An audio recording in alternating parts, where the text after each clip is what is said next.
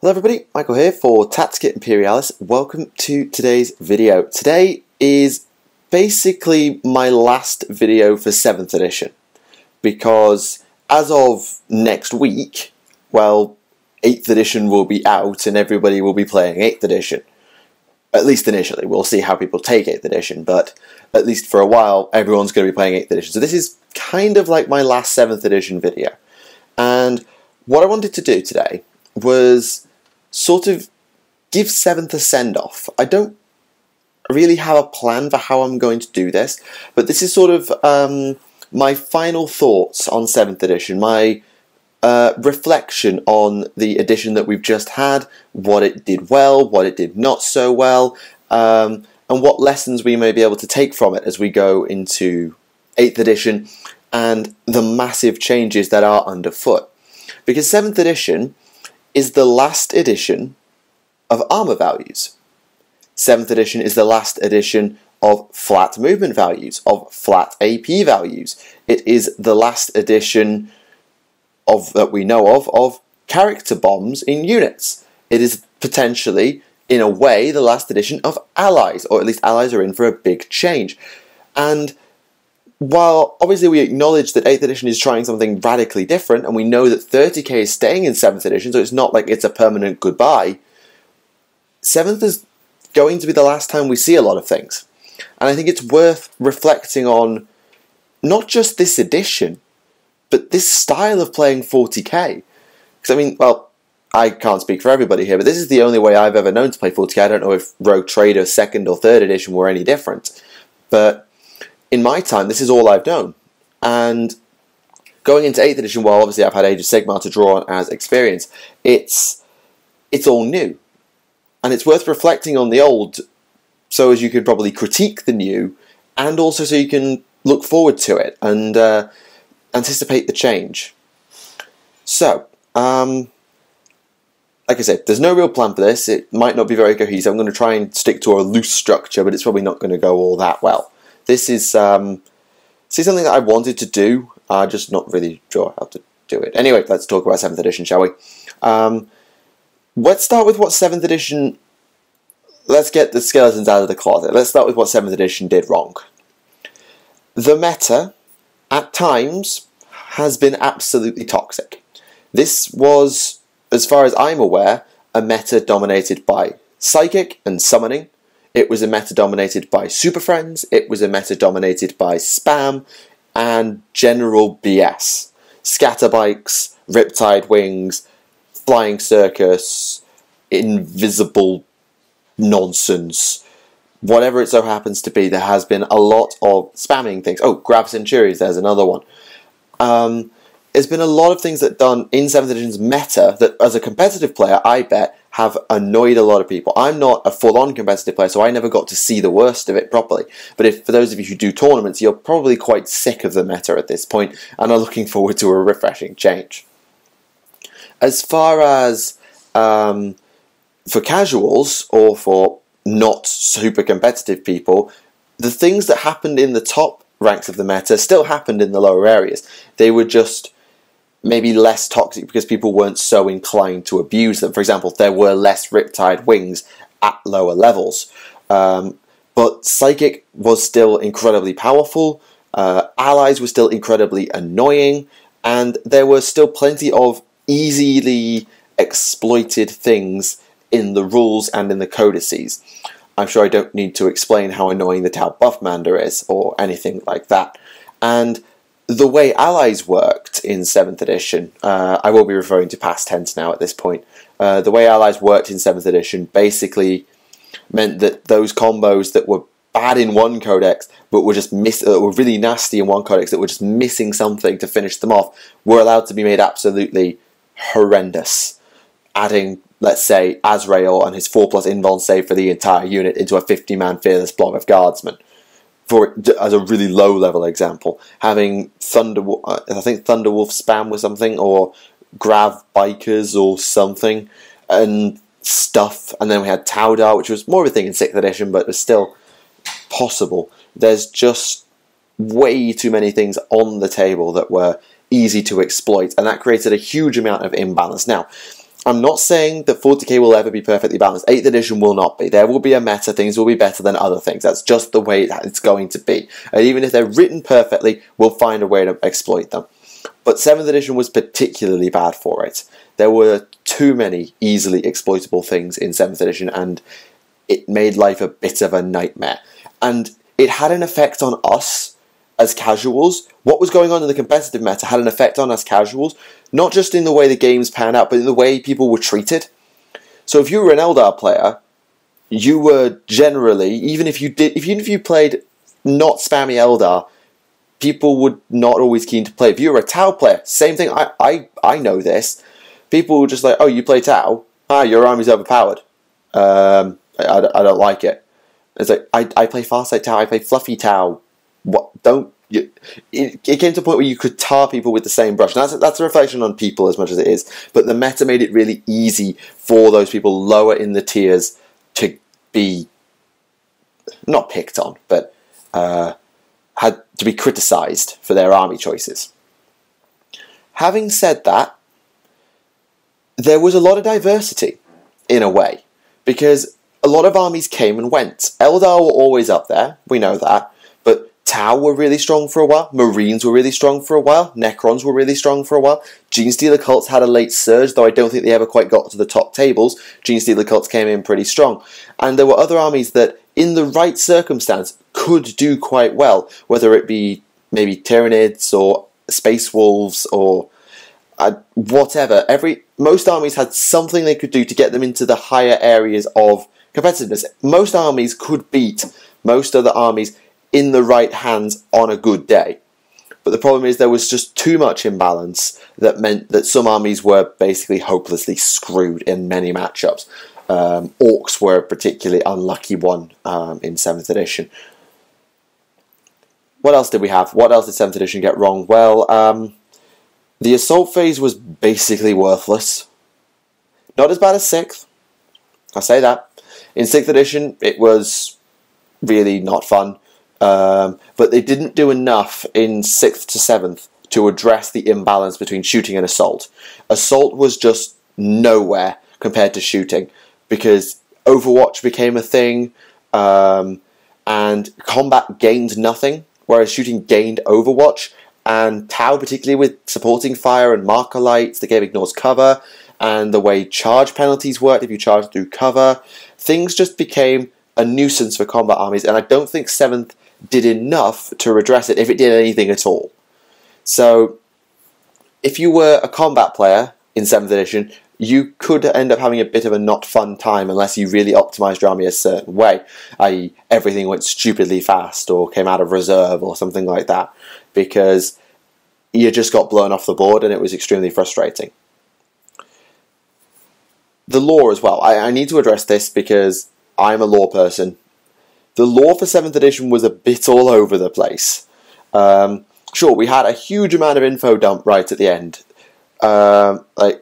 Obviously, going back, we had Shield of Baal and the Cryptus system, and all of that, and Leviathan. That happened a while ago. And then we had, obviously, Damocles, we had Warzone Fenris, we had, of course, the Gathering Storm. I'm probably missing 1 or 2 campaign books there, but they're the ones that come to my head immediately. Damocles, Fenris, and the Gathering Storm. All of which introduced new things to move the plot forward. The death of Aunvar, the return of Magnus the Red, the return of Robert Gilliman, the birth of Inaid, the official birth of Inaid, or Iniad, or whatever you want to call them. A lot of things happened, but there was just something underneath. If you actually had the time to look at the lore in depth and what we got, it was a little bit shallow. Like, sure, loads of people turned up, but nobody died. In Gathering Storm, the notable individuals who died count is about 1, and that's Jaren Kell, who's Creed's flag bearer. Like, they killed Prince Uriel for 5 minutes. Whoop-de-flippin'-do. I can't think of anybody particularly noteworthy who died in the Gathering Storm series, or at least other than Kell. I can't think of anybody major, and I think they missed a trick.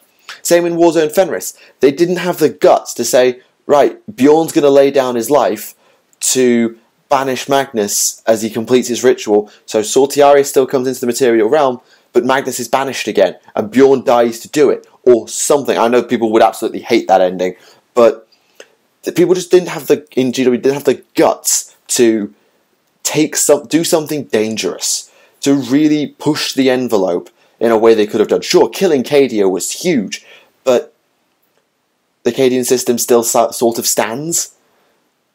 Yay.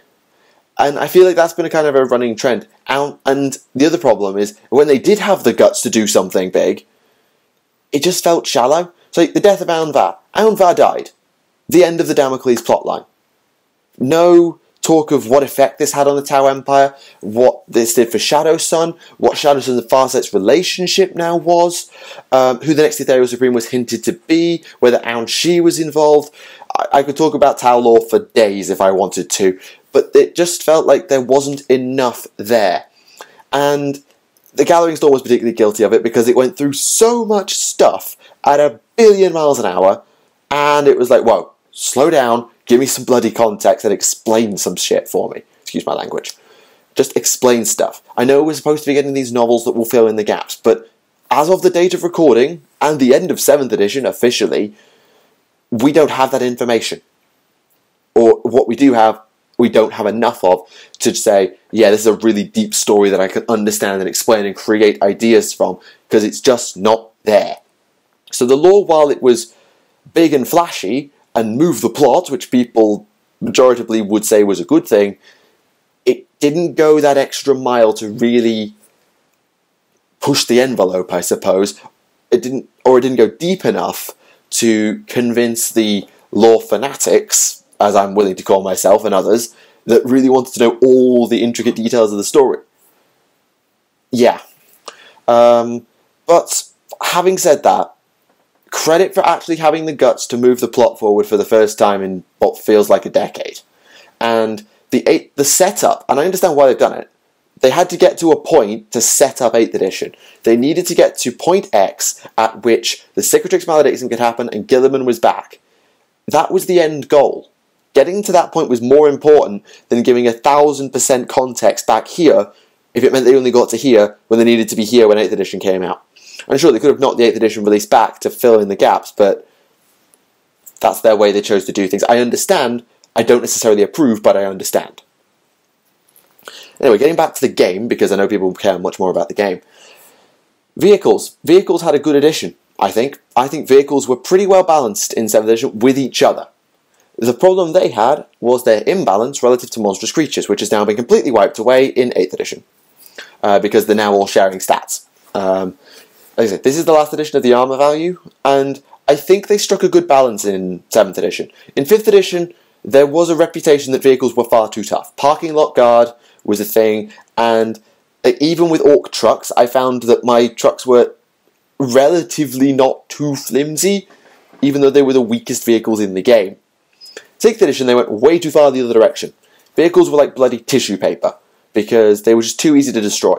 7th edition, by adding that extra pip onto the vehicle damage table, it made it more difficult to destroy vehicles, and while the hull point system wasn't perfect, because if you were fighting Necrons, your vehicles were basically toast, it wasn't too bad. It was generally in not a bad place, and I think vehicles were well set up, and yes, my orc trucks were flimsy, they were supposed to be, but my hammerheads, not so flimsy. They were tough enough, and Land Raiders were annoyingly tough to kill, as they should be. Like, I was not one-shotting many tanks. Even with, like, unless I was using, like, Commander Brightsword with 2 twin-linked melter guns. That was what I was needing to make tanks go pop, or to make particularly big tanks go pop. Having said that, we also had Gargantuans and Super Heavies became much more commonplace. The Imperial Knights particularly were guilty of this, and then you also had things like the Storm Surge and the Wraith Knight.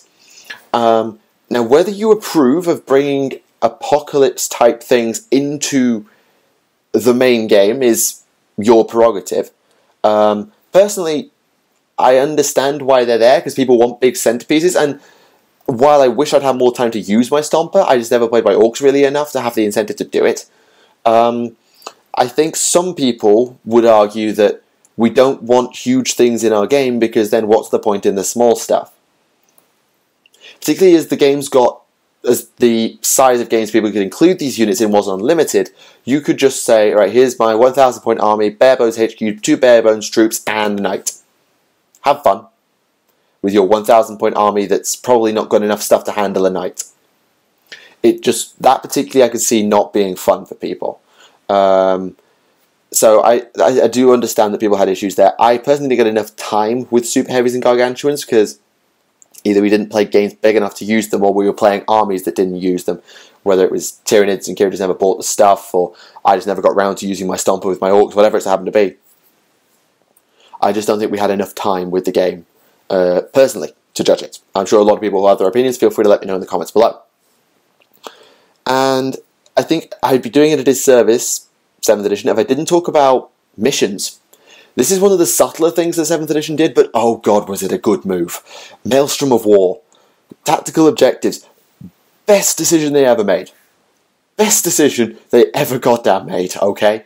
Because the 6 Eternal War missions, Annihilation, Capture and Control, Seize Ground, plus Kill Heavy Support, Kill Fast Attack, and the Relic. Lovely missions, work really well, quick games, getting people into the game, great thing.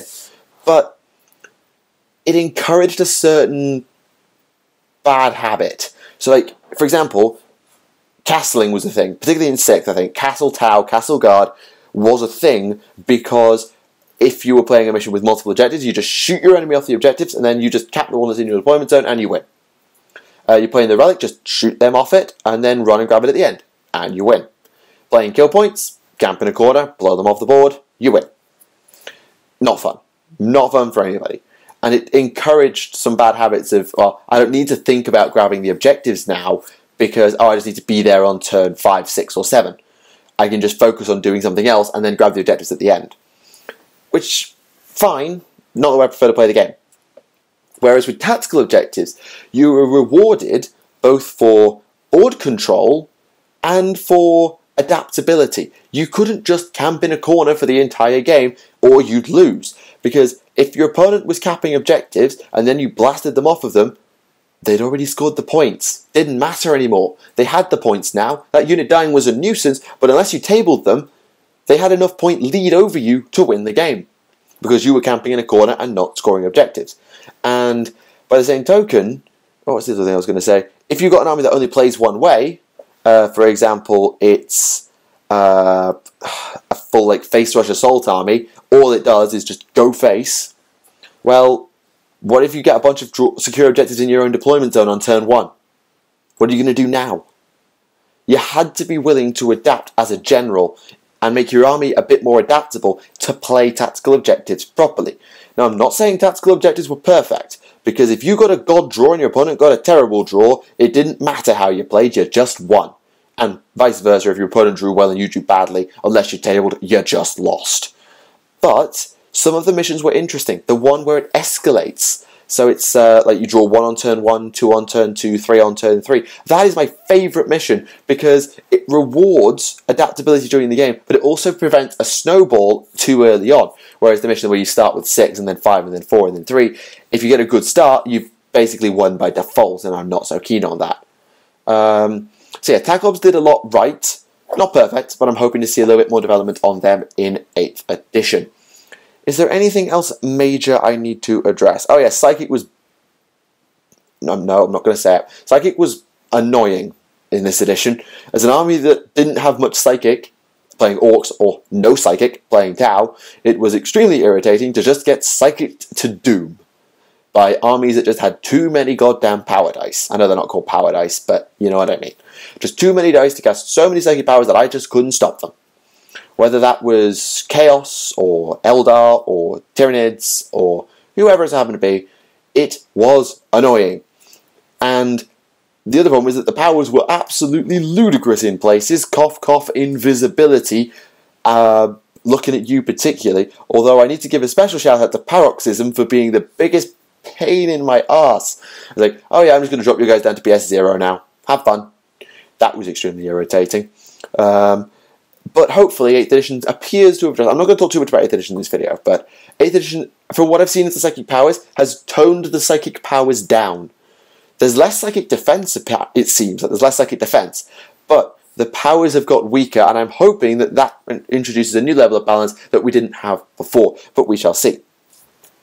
Finally, I think I need to mention allies and super friends. I know I mentioned this ever so slightly earlier, but god damn it, it was irritating, and it encouraged some really unfluffy builds.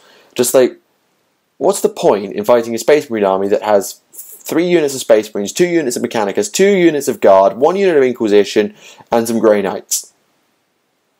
No, that's not fluffy. Ow, my brain. Oh, the poor fluff. It just didn't make sense. And as somebody who cares so much about thematics, it just wasn't as fun. Like, I build a all-on gimmick Farside bomb, I know I do, but it's thematic. It plays everything on theme. I play the game on theme.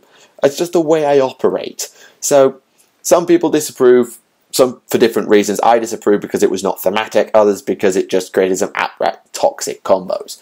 And both of those are true. But I'll say this for 7th edition, because it sounds like I've been ragging on 7th edition quite a lot in this video. It's very easy, I've noticed this myself, to rag on something as opposed to say something positive about it. I'm pretty sure I've told a funny story about that on the podcast. I haven't recorded the podcast yet, but I'm sure I have a funny story to tell about that.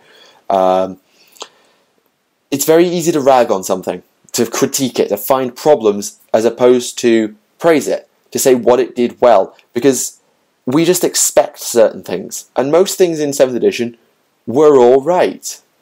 I'm not going to say it was the best edition that's ever been. Personally, I prefer 5th, but that could be nostalgia because it was my first edition ever. And while it did things right, it did things wrong, overall, I quite enjoyed 7th edition. 7th edition had its problems, and I'm aware that there are people who have left the hobby during 7th edition for various reasons, but that also happened in 6th, and it happened in 5th, it happened in every edition. But GW now being more open and welcoming people into the hobby, along with some absolutely exquisite models, in the most part, and a general not terrible rules set in places, has allowed the game to do alright and survive into 8th edition, where we get a hard reset, we get a whole new gaming system, and we get to try something new. Whether we like it or we hate it, we will have to see. And when 8th edition is in full flow, I'm sure I'll be sitting down and making a video either alone or with my gaming group where we talk about what we think of 8th edition, comparing it to 7th, and all of that stuff. Because, well, it's just logical things to do, and I'm sure you'd be maybe interested to get our opinions as well. But it's not just about me. I might think that 7th edition, whilst not being the best edition I've ever played, was acceptable. It was pretty good, it kept me interested. Honestly, it really helped me get back into the hobby after 6th drove me up the wall. But everyone's got their own opinion. So, in the comments, let me know. What did you think of 7th edition? Give me a few pros and cons of 7th edition, both as lore fans, as gamers, as hobbyists in general. Let me know, because while I think I can gauge people's perception from what I read online and what I get in conversation, is nothing better than getting people's official feedback on what they think of the game. And also, while you're there, let me know if you're looking forward to 8th edition, because at the date of releasing this video, it's going to be 5 days until the 8th edition release. So I'm really interested to see whether you are looking forward to it now that we've got all the information and we're ready to go. So that's it for today. Just before I wrap up, I just want to let you know what the situation is going to be regarding 8th edition and content. So today's the 12th, as you're watching this video, and 8th edition comes out on the 17th. We're hoping, me and my friends, to go and play 8th edition on the 17th at our local gaming store, and if we do so, we will be making at least one battle report that you can look forward to on the 19th. If we don't get to play, you may have to wait another week for us to get together, get a game or two in, and make a couple of battle reports, and then share those, and then share our opinions on the game. So, hopefully, this time next week, you can look forward to our first 8th edition battle report and our initial thoughts on the game over the coming weeks. But I make no promises for the simple reason of I don't know what our schedule is going to look like and whether we can get it all to line up. Just thought you're better off you know, rather than just be like, well, everyone's got 8th edition battle reports, where's mine? Or everyone's talking about 8th edition, where's my content? Just thought it's better you know. So, with that all said, it's time to end. Thank you all for watching. My name is Michael for Tactica Imperialis, and for the last time in 7th edition, I'll see you. Goodbye.